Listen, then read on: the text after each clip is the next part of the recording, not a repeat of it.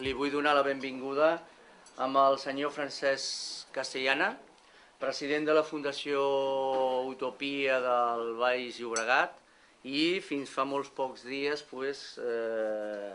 coordinador general i de la Fundació Tripartita. És un gran coneixedor del que són les polítiques actives, de tot el que és la formació professional i contínua, i precisament hem volgut començar amb ell, dintre d'aquest cicle de la CD Fem País, una nova línia que creiem que és estratègica, no solament ja per les patronals que esteu avui representades aquí, sinó també per sortir d'aquesta crisi i la formació dels nostres treballadors. Avui comencem, torno a repetir, una línia conjuntament amb la Fundació Claperós, que va adreçada a tot el que són les polítiques actives i la formació ocupacional contínua.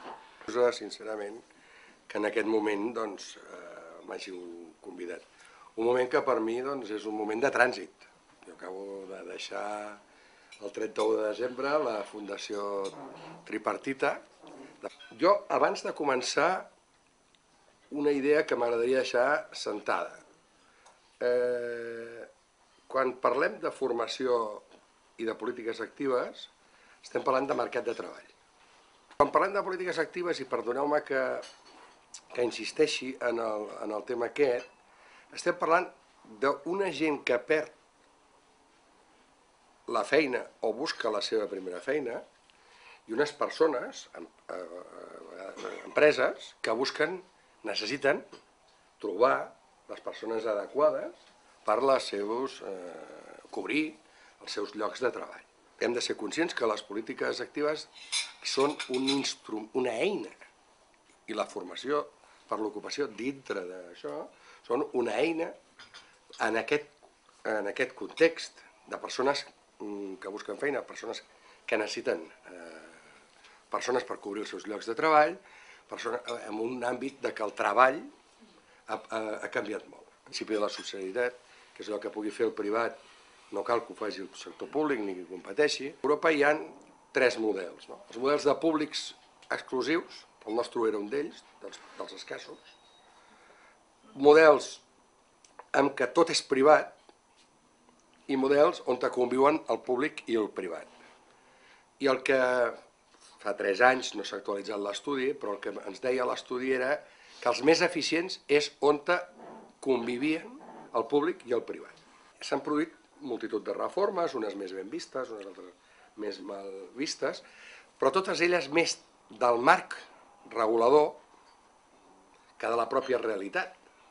Nosaltres tenim un sistema de formació no reglada, ho diré així, perquè ningú, així ho inclouré tot, contínua, no contínua, no sé què, que existia marginalment abans de la nostra entrada a la Unió Europea, eren poques les entitats que treballaven i operaven en aquest sector, molt poques, dic marginalment, i a part de les confessionals tradicionals, que en l'àmbit del treball jugaven un paper complementari a la seva activitat educacional, igual que alguns centres professionals.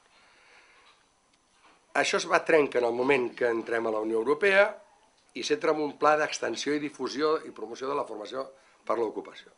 Una altra cosa és que els centres s'hagin plantejat i el sistema es plantegi que la professionalització, la qualitat, l'exigència, però el sistema com a sistema, la regulació, segueix difonent i extenent, obrint subvencions contra possibles centres col·laboradors homologats i va fent formació, va fent formació. Forats molt grans, primer. Si tu elimines el contracte de programa, la petita empresa la deixa sense recursos, o el minva, perquè si té el bono per cotització, si nosaltres treballem crèdit bonificable, contracta. Hi ha moltes empreses que per la seva necessitat productiva, perquè són petites, perquè endeguen una activitat, no tenen fons suficients per abastir la formació que necessiten fer.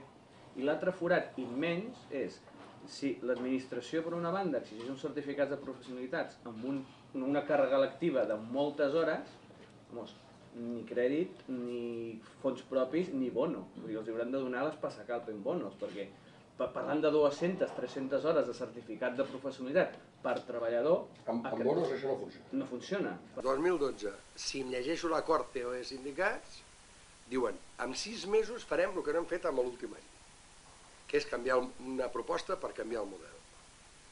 2, per favor, una convocatòria com la de l'any passat de moment. Això és el que diu el text, jo us he dit, us ho dic així, però em sembla que així ens entenem. Si no començo a fer el llenguatge aquest, no és un col·loqui, és una altra cosa. Llavors, el text diu això. Llavors, ja està clar, en 6 mesos faran una proposta, o no, perquè diu que la faran, no diu que està feta, i que no s'ha pogut fer durant un any, i 2.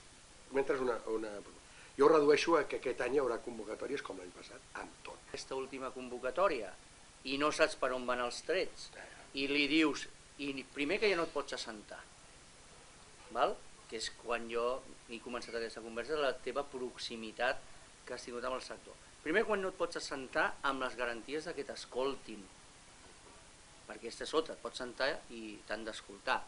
Clar, el sector per on va?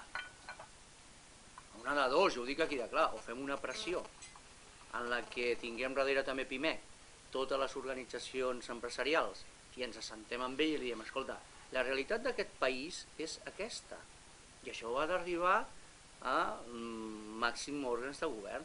Per què? Perquè en aquest moment el que no pot ser és que qualsevol d'aquesta taula que estigui regentant algun centre de formació o alguna patronal diguin, escolta, t'hem tret la formació. Per què? Doncs perquè no tens els 3 subsistemes i dius, hòstia, jo, Acra, tu tens que tenir els 3 subsistemes? Doncs escolta, borrada. Tu, tens els 3 subsistemes?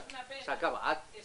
El problema més important d'un centre, jo recordo que ho parlava, és que no et paguin. Segona, que les condicions, que jo crec que té el sector, que les condicions que pacta el sector no és capaç de ser conscient ben bé del que està pactant. És a dir, funcioneu per capítol 4 de l'administració. Això és equivalent a una encomana de gestió. Què vol dir això que acabo de dir? Doncs molt senzill. Que vosaltres que us creieu que funcioneu per dret mercantil, no. En el moment que aneu amb una subvenció, funcioneu amb dret públic. I us obligueu al dret públic. I vosaltres no teniu cap de dret públic. No teniu al cap ni la comptabilitat analítica. I per un curs no em pots muntar una comptabilitat analítica. Per 50 o 100, potser. Sí, no ho sé. Tampoc hi he estat en... És a dir, perquè vol dir que fins la goma de borrar tens que adjudicar-la a tal cosa o tal altra i té que estar dintre del paràmetre. Tot té que tenir garantida una concurrència amb condicions d'igualtat. Per tant, té que haver-hi una transparència i una regulació que no afavoreixi amb uns contra d'uns altres. Si el sector avui és capaç de dir, en l'àmbit dels serveis a les persones, en l'àmbit de la seguretat, en l'àmbit de la neteja, no sé què, que X empreses i un volum identificat de flux d'entrada, de manteniment, de consolidació o de reconversió dels seus propis sectors poden tenir una determinada formació, al govern igual li interessa un contracte, programa. Si no, no li interessa. Si no, no li interessa. Ni aquest ni cap. No sé si Llavors, perquè vosaltres teniu una oferta que heu adaptat a la demanda del carrer i esteu buscant recursos públics, no? Doncs canvieu. Canvieu. Teniu una demanda del carrer, teniu una capacitat de satisfer-la i necessiteu el finançament públic. Si és una prioritat del finançament públic. És una prioritat del finançament públic? Sí. Per tant, heu d'anar amb una lògica en aquest sentit.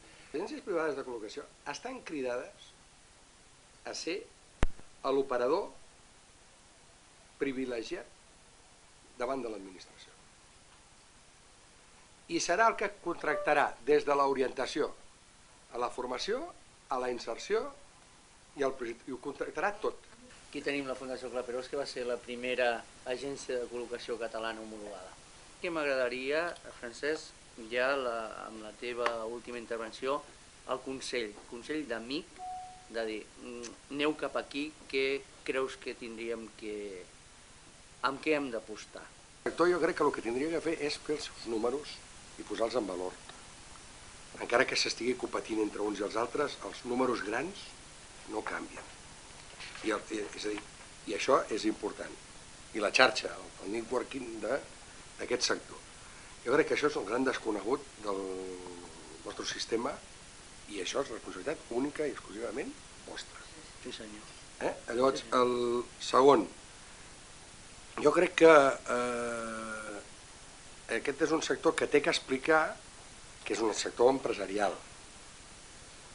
No? I com a tal, el sector empresarial necessita tenir clar què contracta, amb qui contracta, com contracta i les garanties del contracte. Per tant, més seguretat jurídica. La autorregulació del sector. És a dir, sou competidors els uns dels altres, les associacions les unes de les altres, no sé què, de les altres, però hi ha d'haver uns principis bàsics, no?, que o us els imposeu vosaltres o us els imposen. Intentaré convèncer amb el senyor Francesc Castellana perquè les seves aportacions no acabin aquí, sinó que amb aquesta travessia llarga que ens espera ens puguis fer un cop de mà ja com a expert, cosa que t'agrairem molt.